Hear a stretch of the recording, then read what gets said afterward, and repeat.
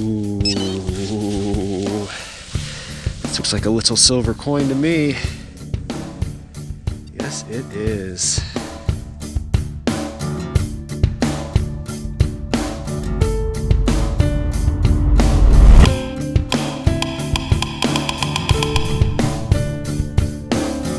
Well, hey folks, my name is Brad. If you happen to be new to my videos, I explore the mountains of Vermont searching for treasure with my metal detector.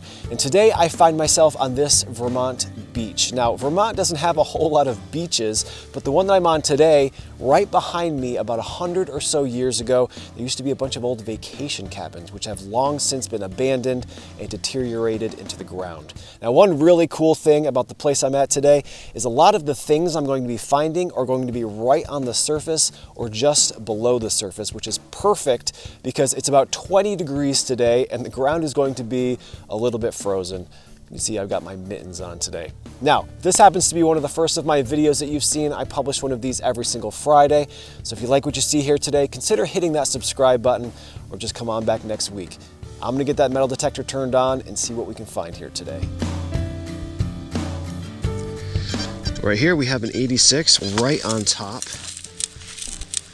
I don't see it, so we'll turn the pinpointer on.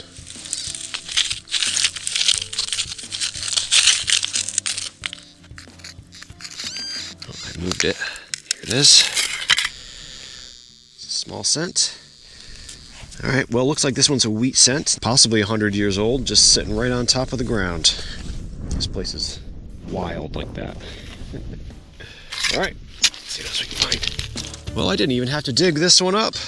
I got a really loud 66 and I just did this. Can you see that?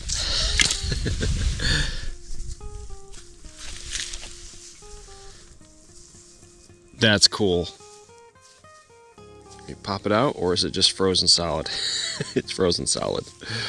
Well, pocket watches are not an uncommon find, and in fact I would go out on a limb and say that they are a very common find. I think I found 2 or 3 of them just in the last couple of weeks. Probably even showcased them in videos. This one though is a little bit unique in that it still has the winder up top.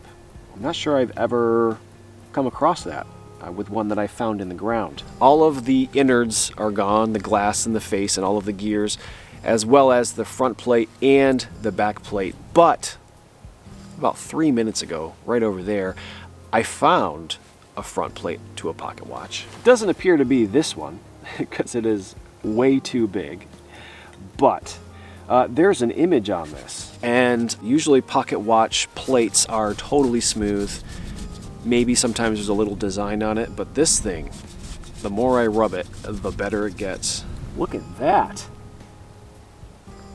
Now, at first when I found it, I thought that this was like a harp, but it looks like it's more of a shield or crest. So at least 2 pocket watches out here.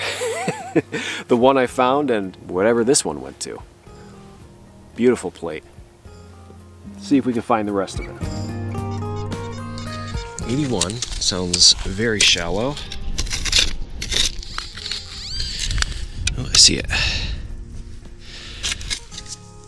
No way. Shallow. Well, first old coin of the day. I have found several wheat cents. If that's as old as we got here, I would have been perfectly fine with that, but we got some a little bit older. The Indian head cent. What is that? 1906, it looks like. Not in terrible shape for being just a couple inches under the surface for over 100 years, more than likely. Now these Indian head cents switched over to the wheat cents that I have been finding in 1909, so not far off. But even though it's just a few years off, the old Lincoln cent, something a little bit more exciting about finding one of these. You know, I've spoken to folks who are older than I, and they say that they can actually remember when they were kids having these still in your pocket change in the 40s and 50s. What do you think? Do you remember having these in your pocket change? I don't. So finding them in the ground metal detecting is always particularly exciting. Great find.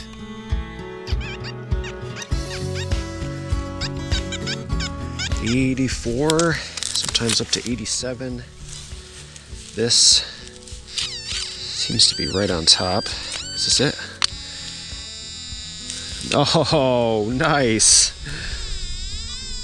Wow, this thing is beautiful. I find brass padlocks almost as often as I find pocket watches, but I can honestly say I think that this is the most beautiful I have ever found. Look at the design on this padlock. Now let us not forget that the use of a padlock does not require it to be beautiful, right? It's just meant to lock something up. But this one, they went above and beyond.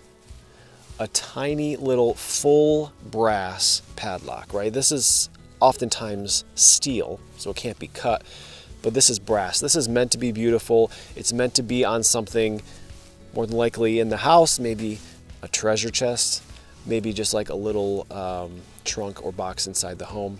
Absolutely gorgeous. Now, I have had a lot of difficulty in the past trying to figure out exact ages or even manufacturers on padlocks that don't have any writing on them. Hopefully, maybe with this very unique pattern on here, we'll be able to figure out exactly how old it is. But if we're not, best guess, very early 1900s, 1910, 1920, maybe even late 1800s.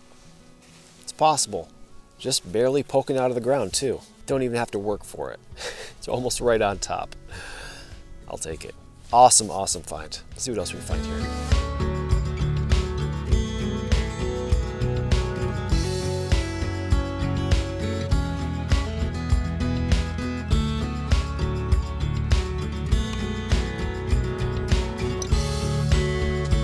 Look how cool this is on this beach.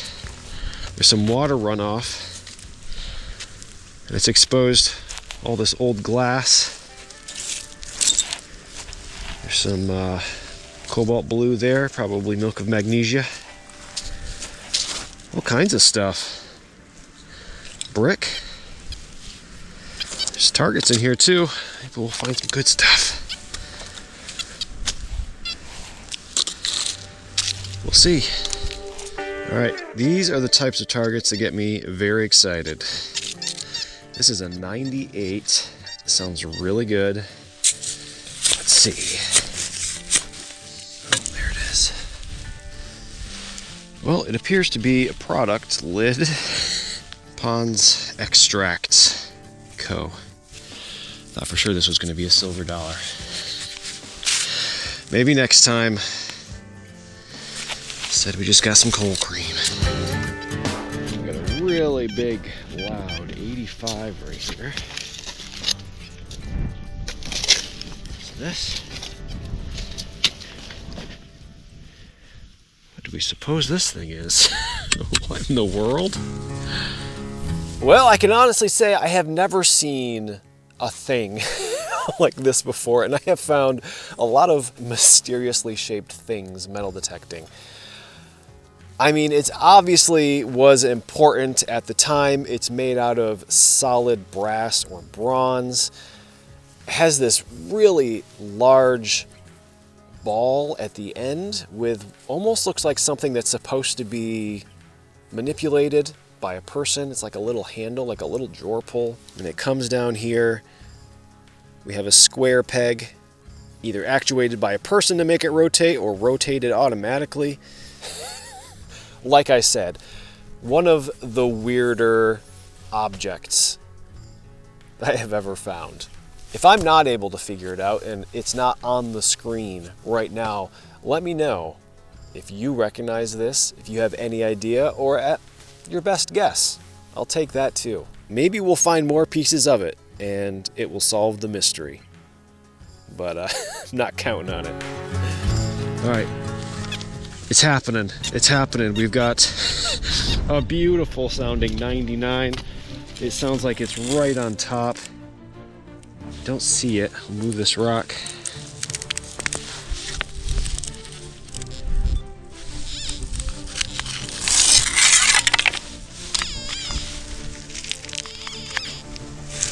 It's right here. It's a modern quarter. It's not happening. Take it all back. 1985, hey, that's my birth year. All right, I'll take it. It's got a really nice 93, 92, 93 right here.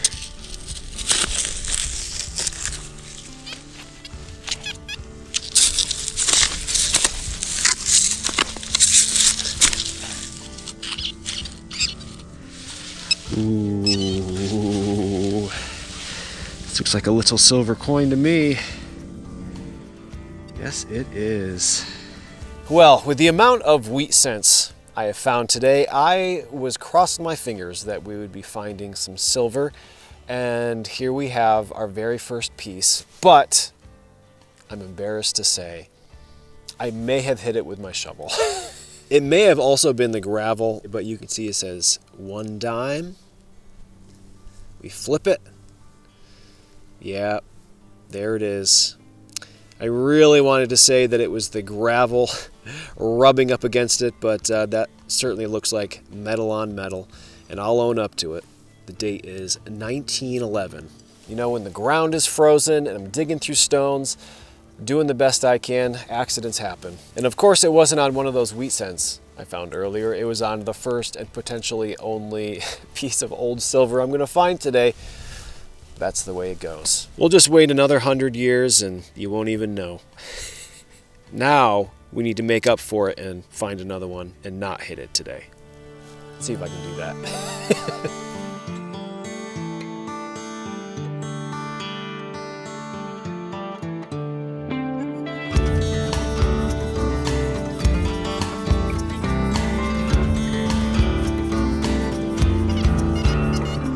Got a 79 double beeping right on top, it seems.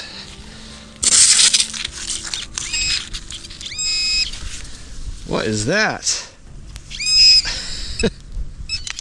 You know, whenever I find something, as soon as it comes out of the ground and I see it, all of these possibilities run through my head for what it could possibly be. And the first thing I thought this was one of these swirly dresser escutcheons behind a drawer pull.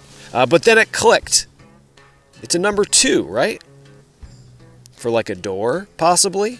And honestly, I should have figured this out a lot sooner, that it was a number 2, because maybe about an hour ago, I found this, a number 1, made out of the same material. They look like they're almost different fonts, though. This seems way too thick to go along with this one, but it's definitely a number 1 and a number 2. And you know, the first thing that comes to mind is they went to the cabins, right? Cabin 1, cabin 2. What a great direct connection to this place, right? Obviously we find things in the ground, we find coins, we find things like pocket watches, but this, it's very likely these were on the buildings themselves, which I find incredible. Number 1 and number 2, I wonder how many numbers are still out here. I'll certainly let you know if I find any more. So cool. See if we can find the rest of the 2 as well. 92, 94. Sounds like it's pretty big though, so I'm gonna get my hopes up. Well, I see it. I don't know what it is. You see it? Oh, no way. Look at that. It's a little cup. Very crushed, unfortunately. Ooh, there's writing on it. B-A-B? Baby? Just a little baby cup, I guess. Unless it's something other than baby, B-A-B something. You know, we're missing a very important part. Well, that's cool. Unexpected. Thought for sure it was going to be a beer can. Doesn't say Budweiser. It says baby, I think.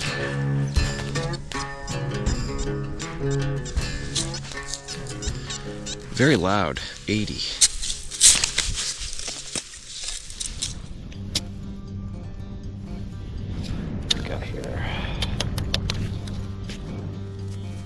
Well, finding little containers is not an uncommon thing for me at all, metal detecting.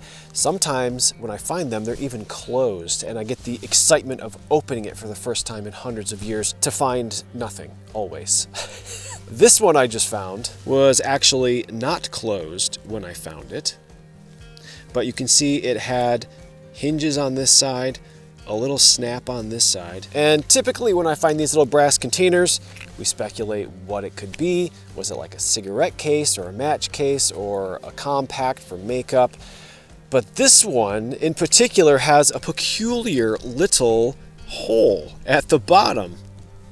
As I mentioned, hinges clasped closed here, but on the very bottom there is a hole. Seeing that, my first impression is that maybe it was like a hand warmer, but I'm pretty sure hand warmers had little holes in them to let some of that heat out. So as of right now, it's a mystery. No logos, no stamps. Let me know what you think. This sounds very, very good. 91. Easy digging. This. Ooh, what do we have here? I couldn't tell because it's so black, but that's a silver coin. Well, thank goodness I found another one, and this one, I'm happy to say, I did not hit with my shovel. Well, here we can see the back. People are always asking for the mint mark, so down there at the very bottom, you can see that S. We'll flip it over. We can see that it says 1902. And the fact that it turned black is really just luck of the draw. They turn black typically when they're in a lot of water, like a place like this. Usually when I find them in the forest, they are as shiny as they were the day they went into the ground. This one, unfortunately, doesn't have quite as much detail as the last one. It's a little bit smoother. It would have been in circulation a little bit longer than the last one. But this one doesn't have a giant gash out of the front of it, so I'm happy. 1902, didn't quite get it back into the 1800s, but that's okay. It is an old silver coin from over 100 years ago. I am more than happy to find it. A day like today, freezing cold, fighting to get through the frozen ground, stomping through snow in certain places. Finding a little piece of silver really makes it all worth it. Really super glad I didn't make it 2 for 2 today. All right, folks, well, it is the end of the day. I am calling it quits, and you know, despite the sunshine, as the day went on, it just got colder and colder and colder. I probably sounded pretty strange as I was actually metal detecting and talking to my GoPro because I had my hood up, my face completely covered, so that my face didn't get numb and I could continue talking throughout this video. What an awesome place this was. I found so many cool things, a ton of old coins, albeit most of them were wheat cents, but we did get a couple old silvers, a couple items that were connected directly to the cabins themselves, and of course, a bunch of stuff from the vacationers. I had an absolute blast. I hope you enjoyed today's video as well, and hopefully I will see you next Friday for another new adventure somewhere up here in the mountains of Vermont. Thanks again.